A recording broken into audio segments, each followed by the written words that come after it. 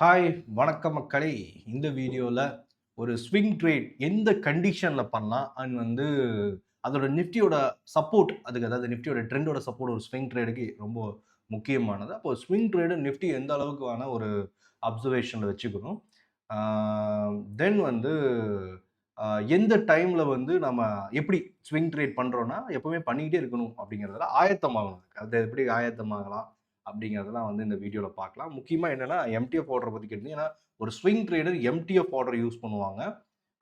அது ரொம்ப முக்கியமானது. அதை பற்றியும் நம்ம பார்க்கலாம். அண்ட் வீடியோக்கு போகிறதுக்கு முன்னாடி இந்த வீடியோ தன்னுக்காக டிஸ்கிரிப்ஷன் லிங்க் தரேன், செக் பண்ணிக்கோங்க, பார்த்துடலாம். ஓகே, நான் டைரெக்டாக ஃபஸ்ட்டு நிஃப்டியோட ட்ரெண்ட்லேருந்து ஸ்டார்ட் பண்ணுறேன், சரிங்களா? இப்போ நிஃப்டியை பொறுத்தவரையில் என்ன அப்படின்னா, நமக்கு ஒரு அப்சர்வேஷன் இருக்கணும். இப்போ எப்பவுமே ஏறிக்கிட்டே இருக்கும் நிஃப்டி அந்த மாதிரி கிடையாது. கரெக்டாக ஓவராலாக நல்லா ஏறுமே தவிர்த்து எப்பவுமே ஏறிக்கிட்டே இருக்க போகிறது கிடையாது. இது கொரோனா முடிஞ்ச டைம் கிடையாது. ஏன்னா இப்போ ஒரு கொரோனா முடிஞ்ச டைம்னு வச்சுக்கோங்களேன், மார்க்கெட் எல்லா மாதமும் ஏறிக்கிட்டே இருப்பான். அப்போ என்னது உங்களுக்கு பெட்டராக எல்லா ஸ்டாக்ஸ் ரிட்டர்ன் கொடுக்கும். கரெக்டாக? அப்போ இது 2021 இல்லை 2022 அந்த டைமும் கிடையாது. இது இப்போ இங்கே இருக்கோம் 2026 இருக்கும். அப்போ இங்கே இருக்கிற ட்ரெண்ட் என்ன? எல்லா மாதமும் ஏறிக்கிட்டே இருக்க போகிறது. இது நான் நினைக்கிறது என்ன, இங்கே பாருங்க, 2015 18 சரியா, இந்த மாதிரியான காலகட்டம் தான் நான் எதிர்பார்க்குறேன். இப்போ 2015 14 அந்த ரேஞ்சில் இருந்து ஒரு வெர்டிக்கல் லைன் போட்டிங்கன்னா பாருங்க, 2015 இது 2015 டு 2018 இந்த மாதிரியான சமயங்களில் இருக்கிற மார்க்கெட் கண்டிஷன் பார்த்துக்கோங்க. என்னது இறங்குது ஏறுது இறங்குது ஏறுது. சரி, ஓவராலாக என்ன இருக்குது, ஏறி இருக்கு மார்க்கெட். இந்த மாதிரியான ஒரு ட்ரெண்டாக தான் இருக்குமே தவிர்த்து லைக் கொரோனா டைம் மாதிரி இப்போ போய்கிட்டே இருக்க போகிறது கிடையாது. அது உங்களுக்கும் தெரியும். கரெக்டாக கொரோனா முடிஞ்ச டைம் மாதிரி கிடையாது. சரி, அப்போ இந்த இந்த இடத்துல ஸ்விங் ட்ரேட் எப்படி பண்ணணும்? மார்க்கெட் ஏறுறதுக்கான வாய்ப்புகள் இருக்குது. ஆனால் எப்படி ஒரு ஏறுறதுக்கான வாய்ப்பு இருக்குது அப்படிங்கிறீங்கன்னா, நான் ஏற்கனவே சொல்லியிருக்கேன், ட்ரம்ப் த்ரெட் பண்ணுவார். ஆனால் ஒரு என்ன சொல்கிறது, அக்ரிமெண்ட்டில் தான் ஒரு விஷயத்த பெட்டராக முடிக்க பார்ப்பார். சரியா? ட்ரம்ப் ஆரம்பிக்கிறது வேணா எல்லா மார்க்கெட்டுக்கும் சோகமாக இருக்கலாம். ஆனால் முடிவுங்கிறது சர்ப்ரைஸாக இருக்கும்.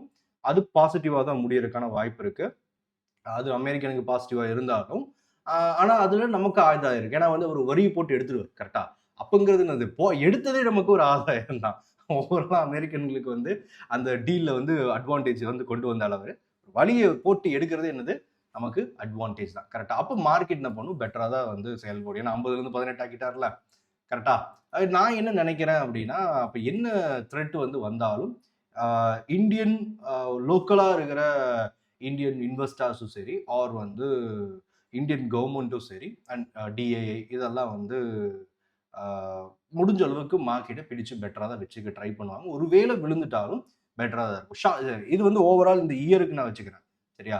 ஷார்ட் டேர்ம் என்ன நடக்கிறதுக்கான வாய்ப்பு இருக்கு அப்படின்னா, இப்போ இந்த இடத்துல எடுத்துக்கலாம். இப்போ என்னை பொறுத்தவரை நிஃப்டி பாருங்க, 25,000 24,800 இந்த ரேஞ்ச் பிரேக் ஆகாத வரையில் எல்லாரும் என்ன சொல்லுவாங்கன்னா, இதுக்கு மேல பிரேக் பண்ணிட்டா நிஃப்டி அப் ட்ரெண்ட் அப்படிம்பாங்க.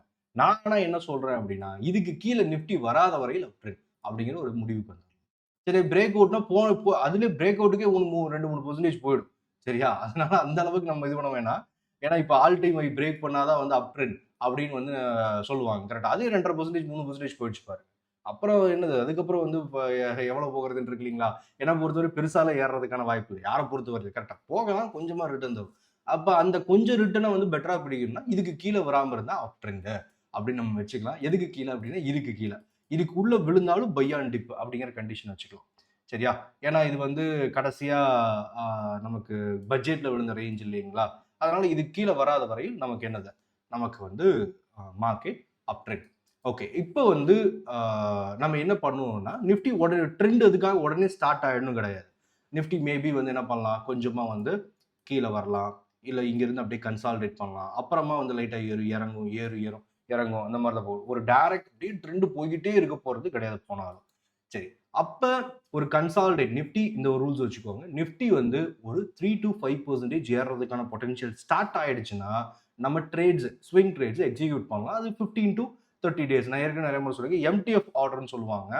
இந்த எம்டிஎஃப் ஆர்டரை பொறுத்தவரை ஒன்றும் கிடையாது. இந்த பாருங்க, ஐடிசி ஒரு ஸ்டாக் எடுத்துக்கலாம். இது 100 ஸ்டாக் நீங்கள் வாங்கணும் அப்படின்னா இன்வெஸ்ட் பண்ண போகிற 32,000 நமக்கு தேவை. ஆனால் நீங்கள் எம்டிஎஃப் ஆர்டர் யூஸ் பண்ணும்போது 7,000 ரூபாய் இருந்தால் போதும். சரியா?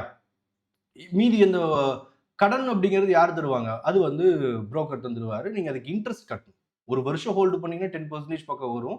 நம்ம அவ்வளோ தூரம்லாம் ஹோல்டு பண்ணக்கூடாது. ஏன்னா நமக்கு பொறுத்தவரையில் வந்து ஒரு ஸ்விங் ட்ரேட் எடுக்கிறோம் அப்படின்னா நமக்கு ஒரு 50,000 பொசிஷன் எடுக்கிறோம்னா 10%ஓ இல்லை 15%ஓ நீங்கள் ப்ராஃபிட் பண்ணிட்டு உடனே வெளியே வந்துடணும்.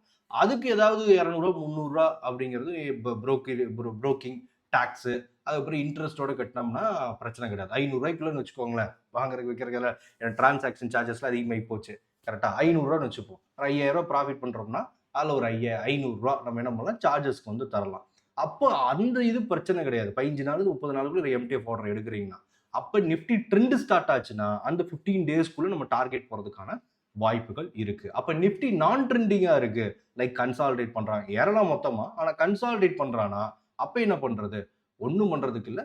நல்ல சப்போர்ட்டிவ் வந்து ஐடிசி ஸ்டாக் எடுத்துக்கணும். எல்லாத்தோட விருப்பகரமான ஸ்டாக் எனக்கு கீழே நல்லா விழுந்திருக்கு. இப்போ இந்த ஐடிசி ஸ்டாக் வந்து நம்ம ரெகுலராக பார்க்குறவங்களுக்கு தெரியும் 310 11 நல்ல சப்போர்ட் இது அப்படின்னு சொல்லிக்கிட்டே இருந்தேன். அதை வச்சு தான் நான் வந்து ஐடிசி ஸ்டாக்கி நான் எடுத்தேன். ஏன்னா அந்த இதை வச்சு இப்போ இன்னும் 311 313 ரேஞ்சில் நான் எடுத்திருக்கேன்.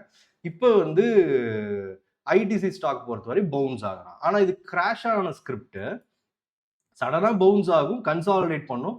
இந்த ஸ்கிரிப்ட் என்ன பண்ணக்கூடாது, எம்டிஎஃப் ஆர்டரில் எடுக்கக்கூடாது. ஏன்னா இது ஒரு சடன் மொமெண்டம் வந்தாலும் கன்சாலிடேட் பண்ணுறதுக்கான வாய்ப்புகள் இருக்கு. அப்போ நிஃப்டி வந்து நமக்கு வந்து உடனே ட்ரெண்ட் ஸ்டார்ட் ஆகலை.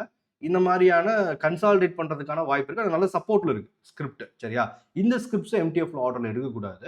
அப்போ எந்த ஸ்கிரிப்ட் எடுக்கலாம்னா நிஃப்டி வந்து ட்ரெண்டிங் ஸ்டார்ட் ஆக போது அப்படி ட்ரெண்ட் ஸ்டார்ட் ஆயிடுச்சு அப்படின்னா அப்போ வந்து பிரேக் அவுட் ஸ்கிரிப்ட்ஸை எடுக்கலாம் நம்ம. சரியா? நம்ம அதுக்கு முன்னாடி வரை என்ன பண்ணணும், நிஃப்டி கன்சாலிடேட் பண்ணிட்டு இருக்கும்போது இல்லை லைட்டாக கரெக்ஷன் கீழே டிப்புக்கு வரும்போது அந்த டைம்லாம் வாட்ச் லிஸ்ட்ல ஆட் பண்ணணும். இப்போ உங்களுக்கு பிடிச்ச ஸ்கிரிப்ட் ஐடி செக்டார் போயிடாதீங்க. ஏன்னா ஐடி செக்டார் நெகட்டிவ்ல இருக்கு. மேபி நிஃப்டி ஏர்னா எந்த செக்டார், நிஃப்டிக்குள்ள 13 செக்டார் இருக்கு. சரியா? பெட்டரா எந்த செக்டார் பர்ஃபார்ம் பண்றதுக்கான வாய்ப்பு இருக்கு. மேபி ஃபார்மா இருக்கு, அப்போ ஃபார்மா ஸ்டாக்ஸ் எடுத்து பொறுக்கி வைக்கலாம். அதுல எது பிரேக் அவுட் ஸ்டாக்ஸ் வருது அண்ட் வந்து அதுல எது எஃப்என்டோ ஸ்டாக்ஸ், ஏன்னா எஃப்என்டோ ஸ்டாக்ஸ் நல்லா மூமெண்டம் கொடுக்கும்.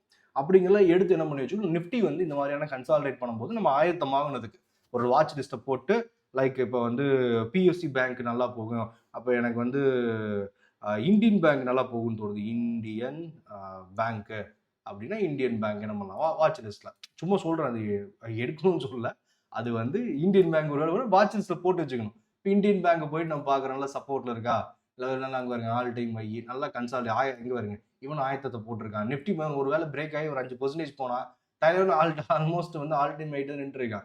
பிரேக் அவுட் கொடுத்துட்டா இவனும் மேபி ஒரு 5-10% போகலாம். நிஃப்டி 5% போனால் ஸ்டாக் 10% போகலாம். 8 to 10% நல்லா பிரேக் அவுட் ஸ்டாக்ஸ். இந்த மாதிரியான ஸ்டாக்ஸ் என்ன பண்ணிச்சுக்கணும், பொறுக்கி வச்சுக்கணும். சரியா? எடுத்து நிஃப்டி வந்து கன்சாலிடேட் பண்ணும்போது நிஃப்டி பிரேக் அவுட் கொடுக்க ஆரம்பிச்சிருச்சுன்னா தென் அந்த ஸ்டாக்ஸ்ல போகலாம். நல்ல சப்போர்ட் வந்து விழுந்து நிற்கிறான் ஒரு ஸ்டாக் லைக் டாடா மோட்டார்ஸ் இருக்கு இல்லைங்களா, Tata Motors private sorry passenger vehicles இருக்கு இல்லைங்களா, இந்த ஸ்டாக்ல பார்த்துட்டா பல நாளாக கன்சாலிடேட் பண்ணிருக்கான் கீழே வந்து. கரெக்டா? பல நாளாக இந்த ரேஞ்சுக்குள்ள கன்சாலிடேட் பண்ணிருக்கான்.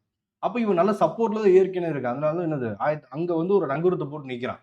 அப்போ இவன் நல்லா ரிவர்சல் பிரேக் அவுட் கொடுக்குறானா, பிரேக் அவுட் கொடுத்தா குறைஞ்சது 5-10% மொமெண்டம் கொடுக்குறதுக்கான வாய்ப்பு இருக்கு ஒரு ஷார்ட் டேர்ம்ல. ஏன்னா மோட்டார் செக்டார்ல ஒரு நல்ல வெயிட்டேஜ் கரெக்டா பிரேக் அவுட் கொடுத்துச்சுன்னா நல்ல ரேஞ்சு கிடைக்கலாம். அப்போ இந்த மாதிரியான நல்ல சப்போர்ட் இருக்கிற ஸ்கிரிப்ட், பிரேக் அவுட் ஸ்கிரிப்ட் இதெல்லாம் எடுத்து வச்சுக்கணும். நிஃப்டி இந்த மாதிரி கன்சாலிடேட் பண்ணணும். நிஃப்டி ட்ரெண்ட் ஸ்டார்ட் பண்ணிடுச்சுன்னா நம்ம தென் இது பண்ணலாம்.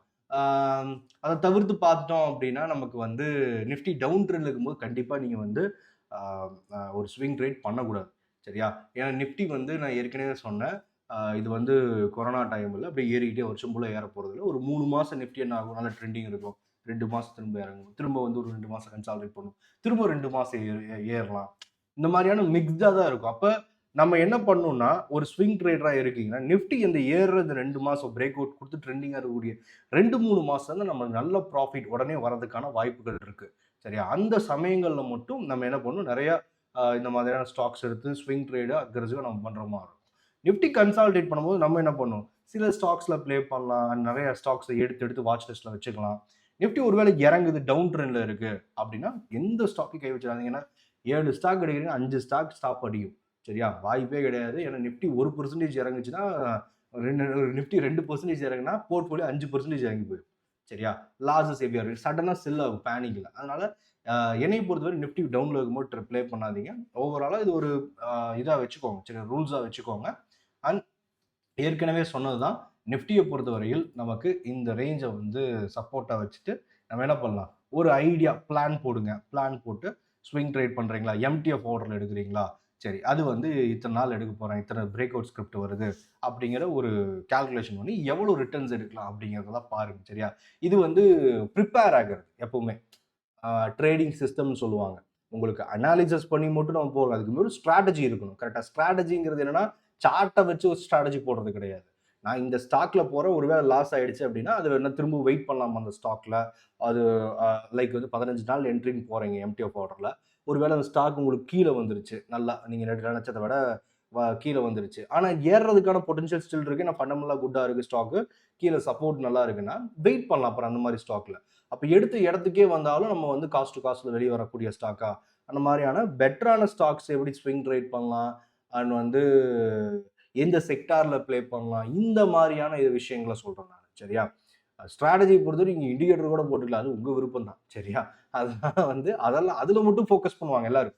இது என்னோட அக்யூரசி அதிகமா இருக்கணும் அது இதுன்னு. ஆனா ஃபோக்கஸ் பண்ண வேண்டியது என்னன்னா இந்த மாதிரியான விஷயங்களை தான் நீங்க ட்ரேட் எடுக்கிறதுக்கு முன்னாடி ஃபோக்கஸ் பண்ணணும். ஒருவேளை ஆப்போசிட்டா போயிட்டு என்ன பண்றது, நிஃப்டி ஒருவேளை நம்ம வந்து ஏறும்னு நினைக்கிறோம், கன்சாலிடேட் பண்ண ஆரம்பிச்சிட்டா என்ன பண்றது, போர்ட்ஃபோலியோ ஏறாது, இந்த மாதிரியான விஷயங்களையும் நீங்க ஆயத்தமாகணும். ஜஸ்ட் ஸ்கிரிப்ட் நீங்க இது சார்ட்டை வச்சு ஏதோ பேட்டர்னு இதை சொல்லி கொடுத்தா மட்டும் மேலே வெறும் ப்ராஃபிட் பண்ணிடலாங்கிற விஷயத்துல மட்டும் இருந்தீங்கன்னா கடைசி வரை வந்து லாஸை ரெக்கவர் பண்றதுக்கும் அண்ட் டாப் அப் பண்றதுக்கே வந்து வாழ்க்கை ஓடிடும். அதனால இந்த விஷயங்களையும் நீங்க ஒரு ட்ரேடிங் சிஸ்டம் இது வந்து ப்ராப்பரான இதுவும் தேவை. சரியா? வேற ஏதாவது வந்து கொஸ்டின்ஸ் இருந்தா கமெண்ட் பண்ணுங்க, லைக் பண்ணிக்கோங்க. வேற என்ன, வேற எதுவும் கிடையாது. நம்ம அடுத்த வீடியோவில் பார்க்கலாம். பாய்.